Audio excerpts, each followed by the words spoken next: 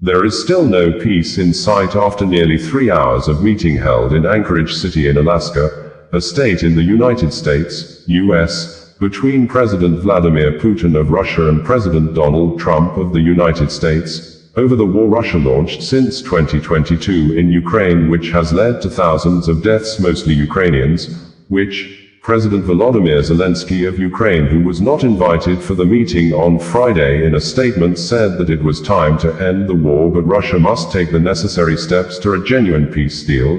And while commenting on the statement made by the President of Poland, Karol Nawrocki, on Friday via X social media platform to mark Poland Armed Forces Day, which coincided with the day Putin and Trump met in Alaska, President Zelensky said that Ukraine's independence strengthens Poland's independence, and we must always remember that the miracle on the Vistula was made possible through joint efforts, and it saved Europe. And the Polish President, Karol Nawrocki, had said that today we celebrate the 105th anniversary of the great Polish victory at the Battle of Warsaw in 1920. The Polish army, together with Ukrainian forces, successfully repelled the Red Army's westward march, safeguarding Europe from a communist revolution. For centuries, Russian imperialism has been a mortal threat to our freedom. Poland's political tradition teaches that Russian expansionism rests on a legacy of domestic despotism, in which the only free man is the ruler himself. But precisely because Russian despotism is the enemy of freedom, Russian imperialism can only be defeated through an alliance of free peoples. My nation halted Russian imperialism at Orsha, 1514, Klushino, 1610, and Warsaw, 1920.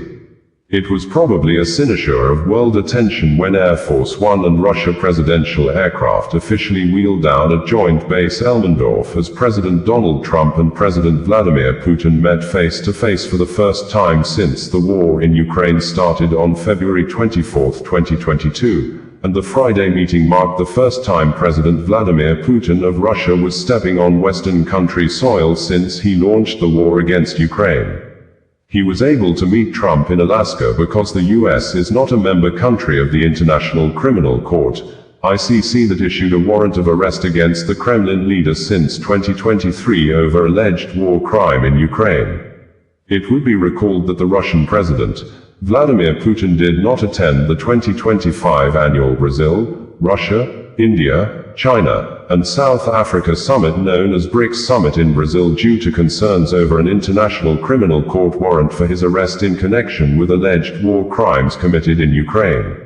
According to the Kremlin aide, Yuri Ushakov, President Vladimir Putin did not attend the summit due to certain difficulties in the context of the ICC requirement, adding, in that context, the Brazilian government could not take a clear position that would allow our president to participate in this meeting. Instead, the Russian leader joined his BRICS colleagues via video link.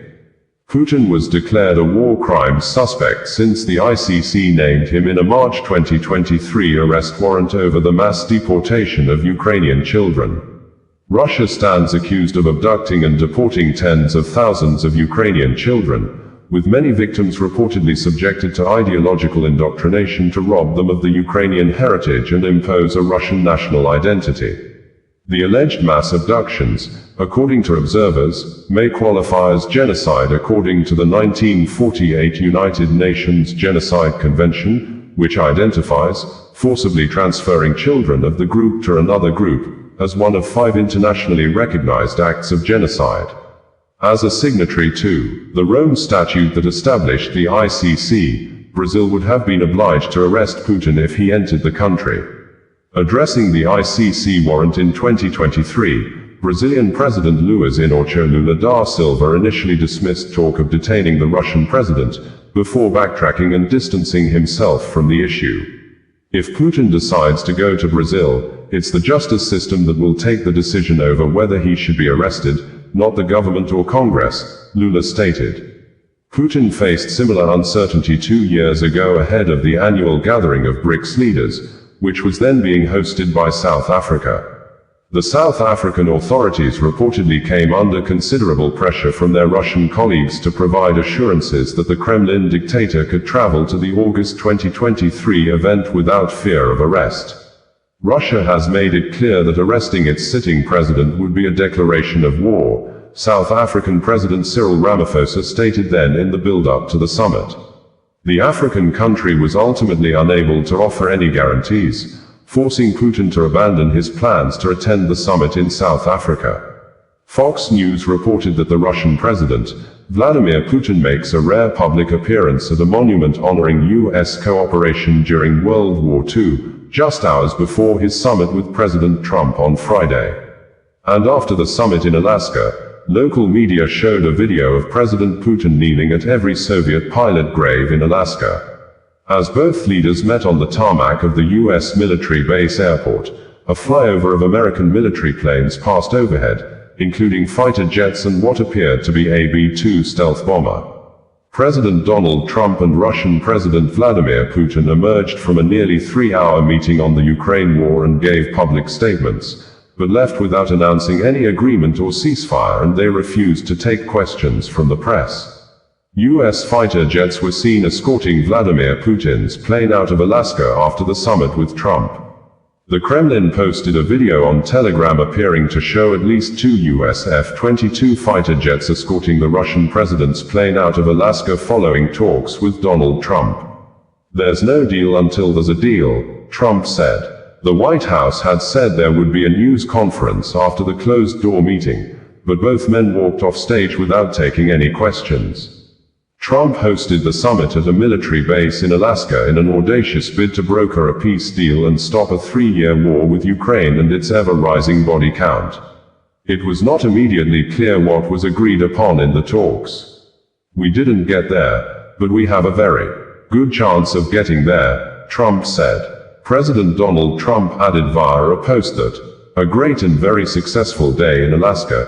It was determined by all that the best way to end the horrific war between Russia and Ukraine is to go directly to a peace agreement. President Zelensky will be coming to D.C., the Oval Office, on Monday."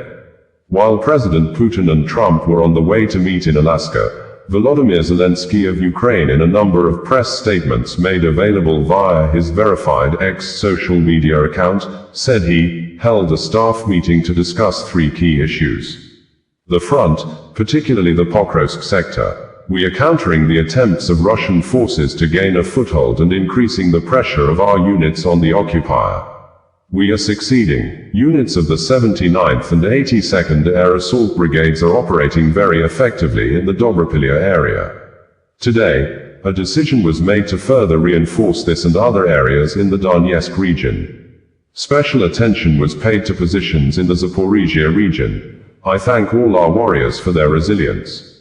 The Russian army continues to suffer significant losses in its attempts to secure more favorable political positions for the Russian leadership at the meeting in Alaska. "We understand this plan and are informing our partners about the real situation. We also discussed today the development of the contract system in the defense forces and the funding of Ukraine's defense and security forces for 2025-2026.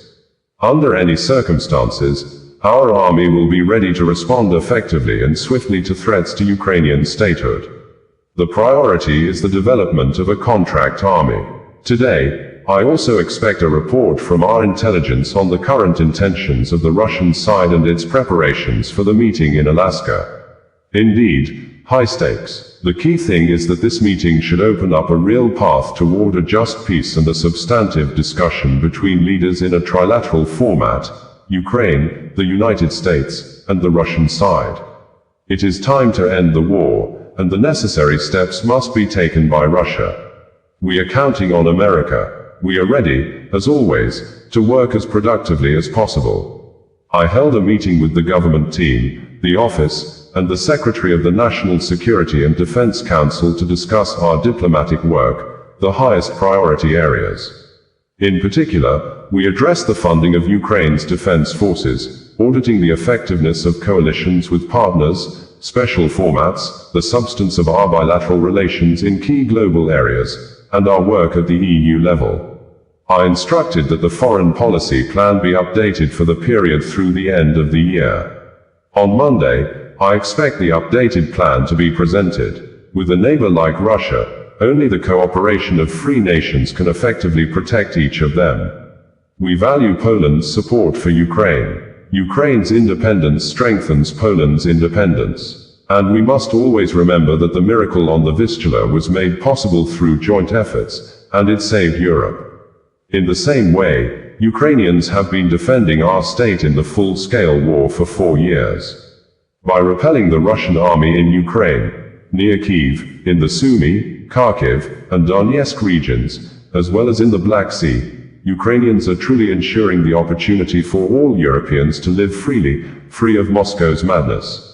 I thank Poland for walking along this path shoulder to shoulder with us. Congratulations on Polish Armed Forces Day and best wishes for our and your independence to always remain strong. President Karol Nawrocki of Poland had said that, "Today we celebrate the 105th anniversary of the great Polish victory at the Battle of Warsaw in 1920. The Polish army, together with Ukrainian forces, successfully repelled the Red Army's westward march, safeguarding Europe from a communist revolution. For centuries, Russian imperialism has been a mortal threat to our freedom. Poland's political tradition teaches that Russian expansionism rests on a legacy of domestic despotism, in which the only free man is the ruler himself. But precisely because Russian despotism is the enemy of freedom, Russian imperialism can only be defeated through an alliance of free peoples. My nation halted Russian imperialism at Orsha, 1514, Klushino, 1610, and Warsaw, 1920. The Polish people know that resisting Russian imperialism is not merely an economic matter. It concerns the very essence of human and national freedom. Freedom is priceless. It can neither be bought nor sold. It must be defended. This is the Polish tradition, stretching back to the 15th century. I invite all who cherish freedom and peace to join my fellow Poles on August 15th in celebrating the halting of despotism and the defense of liberty.